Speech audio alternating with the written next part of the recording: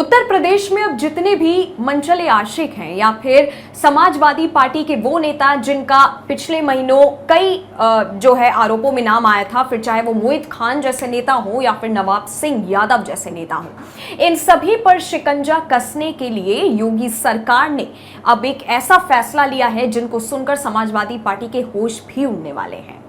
दरअसल भारतीय संस्कृति में लड़कियों को मां दुर्गा का प्रतीक माना जाता है और इसी को ध्यान में रखते हुए अब योगी सरकार आने वाले नवरात्रि से 10 लाख बालिकाओं को सेल्फ डिफेंस की ट्रेनिंग देने जा रही है।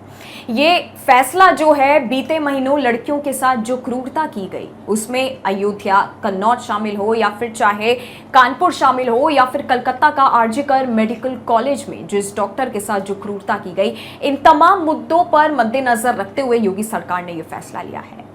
मिशन शक्ति का 5वां चरण जो है वो अगले महीने से शुरू हो जाएगा और साथ ही साल 2025 तक चलेगा, जिसके अंतर्गत योगी सरकार ने यह फैसला किया है कि अब 10 लाख बालिकाओं को सेल्फ डिफेंस की ट्रेनिंग दी जाएगी। इनमें कोई एज ग्रुप नहीं है, बल्कि छोटी लड़कियों से लेकर के महिलाओं तक सभी को तमाम तरह की बातें जो हैं वो समझाई जाएंगी। साथ ही 162 विद्यालयों के अंदर करियर काउंसलिंग किया जाएगा। लड़कियों को गुड टच, बैड टच सिखाया जाएगा। यौन उत्पीड़न के बारे में तमाम तरह की बातें समझाई जाएंगी। घरेलू हिंसा के बारे में तमाम तरह की बातें महिलाओं और लड़कियों को समझाई जाएंगी। यही नहीं, योगी सरकार के निर्देश के अनुसार आपको बता दें कि 32,772 विद्यालयों में लड़कियों को सैनिटरी पैड्स जो हैं वो दिए जाएंगे। अपनी हेल्थ को कैसे सही रखें उसके बारे में जानकारी दी जाएगी। यही नहीं, अपने करियर को आसान कैसे कर सकते हैं, तमाम तरह के मुद्दों को लेकर अब महिलाओं और बालिकाओं को जो है सशक्त बनाया जाएगा। ये सारा फैसला जो है, ये तमाम तरह के निर्देश जो हैं योगी सरकार ने सिर्फ लड़कियों को लेकर के दिए हुए हैं, ताकि लड़कियों के हाथ में आने वाले फ्यूचर में एक ऐसा हथियार दिया जा सके जिसके बाद ना तो इस धरती पर कोई दूसरा संजय रॉय पैदा हो पाए, ना ही संदीप घोष जैसा कोई आदमी पैदा हो पाए, ना ही मोहित खान और ना ही कोई नवाब सिंह यादव जैसा दूसरा नेता पैदा हो पाए। आपको याद होगा कि कुछ महीनों पहले योगी सरकार ने एक बयान में कहा था कि अब पुलिस भर्तियों में भी 30% जो भर्तियां हैं वो लड़कियों की जाएंगी। पुलिस भर्ती को अलग रख करके आपको अगर एक और चौंकाने वाली बात मैं बताऊं तो इसमें बनारस का मठ शामिल है। दरअसल काशी के मठ में आपने हमेशा साधु संतों को जो है मंत्रोच्चारण करते हुए देखा होगा, ज्ञान की बातें करते हुए देखा होगा, लेकिन अब जो है काशी के मठों में जो संत साधु रहते हैं वो अब जूडो कराटे की ट्रेनिंग भी ले रहे हैं। उनके बयान की तरफ से जो भी सामने निकल कर आया वो ये था कि हमने बीते दिनों जो कुछ भी बांग्लादेश में देखा उसमें सबसे ज्यादा नुकसान हिंदुत्व को पहुंचा था।